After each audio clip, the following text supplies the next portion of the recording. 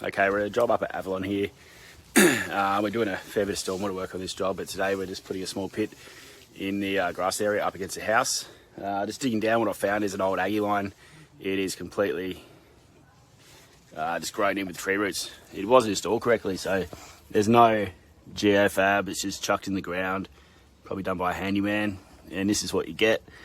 It's just completely stuffed. When you have a drainage system installed by Eze-Flow Plumbing, you can be assured it's been installed correctly and with the appropriate materials.